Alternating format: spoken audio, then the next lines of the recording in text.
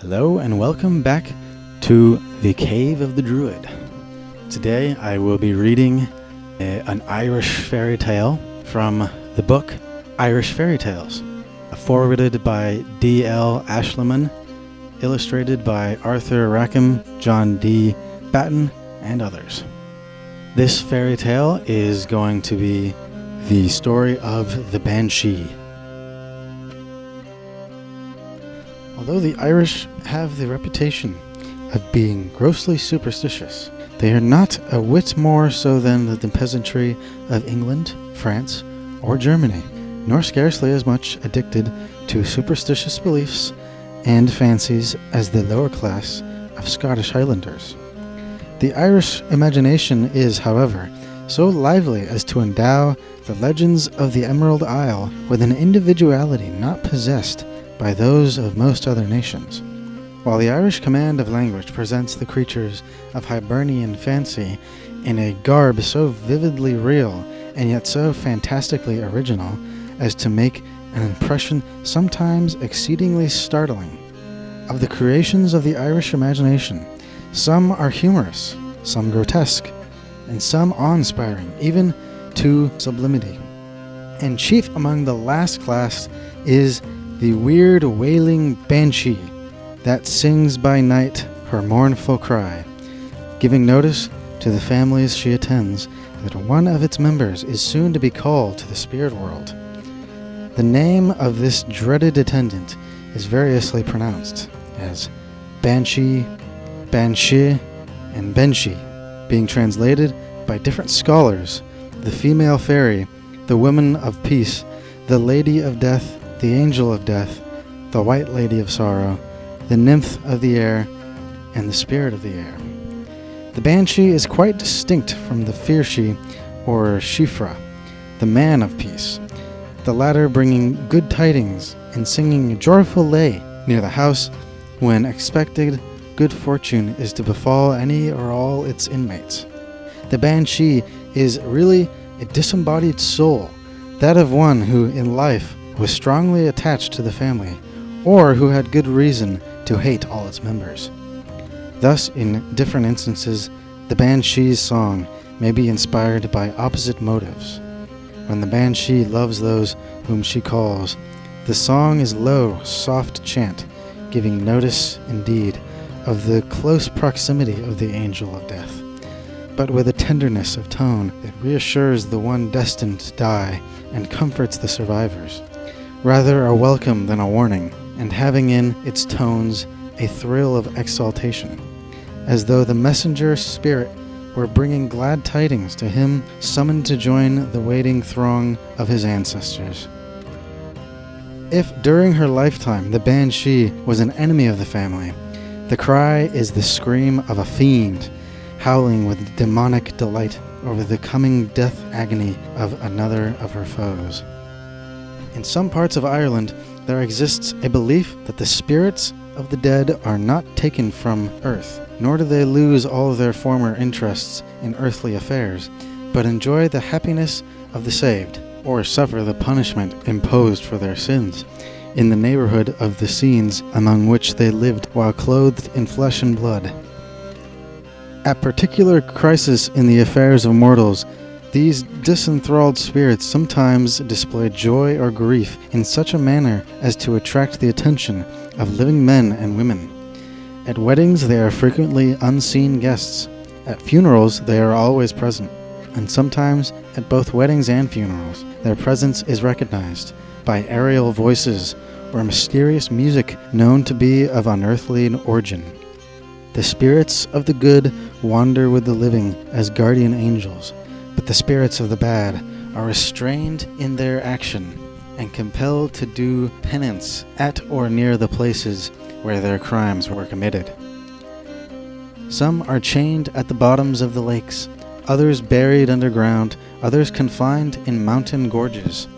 Some hang on the sides of precipices, others are transfixed on the treetops, while others haunt the homes of their ancestors, all waiting till the penance has been endured and the hour of release arrives.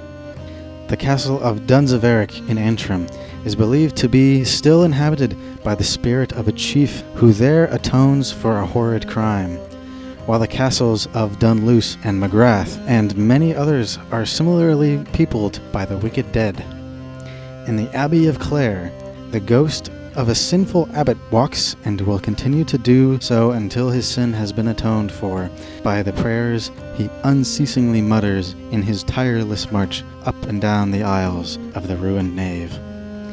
The Banshee is of the spirits who look with interested eyes on earthly doings, and deeply attached to the old families, or, on the contrary, regarding all their members with a hatred beyond that known to mortals, lingers about their dwellings to soften or to aggravate the sorrow of the approaching death. The Banshee attends only the old families, and though their descendants through misfortune may be brought down from high estate to the ranks of peasant tenants, she never leaves nor forgets them till the last member has been gathered to his fathers in the churchyard. The McCarthys, Magraths, O'Neills, O'Reillys, O'Sullivans, O'Riordans, O'Flahertys, and almost all other old families of Ireland have banshees, though many representatives of these names are in abject poverty. The song of the banshee is commonly heard a day or two before the death of which it gives notice, though instances are cited of the song at the beginning of a course of conduct or a line of undertaking that resulted fatality. Thus in Kerry, a young girl engaged herself to a youth, and at the moment her promise of marriage was given, both heard the low, sad wail above their heads. The young man deserted her. She died of her broken heart, and the night before her death, the banshee's song, loud and clear, was heard outside the window of her mother's cottage. One of the O'Flahertys of Galway marched out of his castle with his men on a foray, and as his troops filed through the gateway, the banshee was heard high above the towers of the fortress.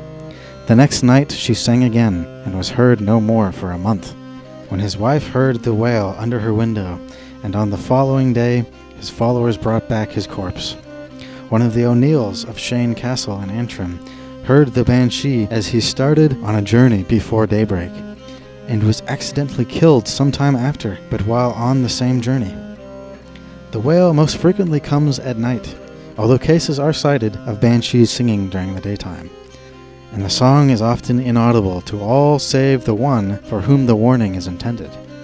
This, however, is not general, the death notice being for the family rather than for the doomed individual. The spirit is generally alone, though rarely several are heard singing in chorus. A lady of the O'Flaherty family, greatly beloved for her social qualities, benevolence, and piety, was some years ago taken ill at this family mansion near Galway, though no uneasiness was felt on her account, as her ailment seemed nothing more than a slight cold. After she had remained indoors for a day or two, several of her acquaintances came to her room to enliven her imprisonment, and while the little party were merrily chatting, strange sounds were heard, and all trembled and turned pale as they recognized the singing of a chorus of banshees. The lady's ailment developed into pleurisy, and she died in a few days. The chorus again heard in a sweet, plaintive requiem as the spirit was leaving her body. The honor of being warned by more than one banshee is, however, very great, and comes only to the purest of the pure. The hateful banshee is much dreaded by members of the family against which she has enmity. A noble Irish family, whose name is still familiar in Mayo, is attended by a banshee of this description. This banshee is the spirit of a young girl deceived and afterwards murdered by a former head of the family. With her dying breath, she cursed her murderer and promised she would attend him and his forever. Many years passed. The chieftain reformed his ways, and his youthful crime was almost forgotten even by himself, when, one night, he and his family were seated by the fire, and suddenly the most horrid shrieks were heard outside the castle walls. All ran out, but saw nothing. During the night, the screams continued, as though the castle were besieged by demons, and the unhappy man recognized in the cry of the banshee the voice of the young girl he had murdered. The next night, he was assassinated by one of his followers, when again the wild, unearthly screams of the spirit were heard, exulting over his fate. Since that night, the hateful Banshee has never failed to notify the family with shrill cries of revengeful gladness when the time of one of their number had arrived. Banshees are not often seen, but those that have made themselves visible differ as much in personal appearance as in the character of their cries. The friendly Banshee is a young and beautiful female spirit with pale face, regular, well-formed features, hair sometimes coal black, sometimes golden, eyes blue, brown, or black. Her long white drapery falls below her feet as she floats in the air, chanting her weird warning, lifting her hands as if in pitying tenderness, bestowing a benediction on the soul she summons to the invisible world. The hateful Banshee is a horrible hag with angry, distorted features. Maledictions are written in every line of her wrinkled face, and her outstretched arms call down curses on the doomed member of the hated race. Though generally the only intimation of the presence of the Banshee is her cry, a notable instance of the contrary exists in the family of the O'Riordans, to the doomed member of which the Banshee always appears in the shape of an exceedingly beautiful woman, who sings a song so sweetly solemn as to reconcile him to his approaching fate. The prophetic spirit does not follow members of a family who go to a foreign land, but should death overtake them abroad, she gives notice of the misfortune to those at home. When the Duke of Wellington died, the Banshee was heard wailing round the house of his ancestors, and during the Napoleonic campaigns, she frequently notified Irish families of the death in battle of Irish officers and soldiers. The night before the Battle of the Boyne, several banshees were heard singing in the air over the Irish camp, the proof of their prophecy being verified by the death toll of the next day. How the Banshee is able to obtain early and accurate information from foreign parts of the death in battle of Irish soldiers is yet undecided in Hibernian mystical circles. Some believe that there are, in addition to the two kinds already mentioned, silent banshees, who act as attendants to the member of old families, one to each member. Banshees at home, who then, at the proper seasons, sings her dolorous strain.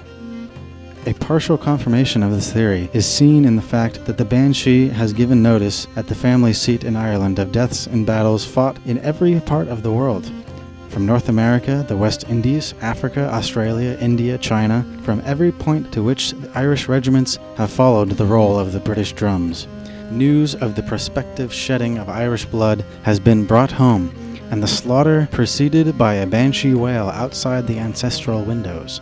But it is due to the reader to state that this silent Banshee theory is by no means well or generally received, the burden of evidence going to show that there are only two kinds of Banshees, and that in a supernatural way they know the immediate future of those in whom they are interested, not being obliged to leave Ireland for the purpose of obtaining their information. Such is the wild Banshee, once to be heard in every part of Ireland, and formerly believed in so devoutly that to express a doubt of her existence was little less than blasphemy. Now, however, as she attends only the old families and does not change to the new, with the disappearance of many noble Irish names during the last half-century, have gone also their banshees, until in only a few retired districts of the west coast is the dreaded spirit still found, while in most parts of the island she has become only a superstition, and from the majesty of a death-boding angel is rapidly sinking to a level with the fairy, the leprechaun, and the puka, the subject for tales to amuse the idle and terrify the young. And that concludes the story of the Banshee, and I would like to thank you for listening if you made it this far into the video, and if you enjoyed it, leave a like on the video, and join us next time when we will read about more myths and fairy tales.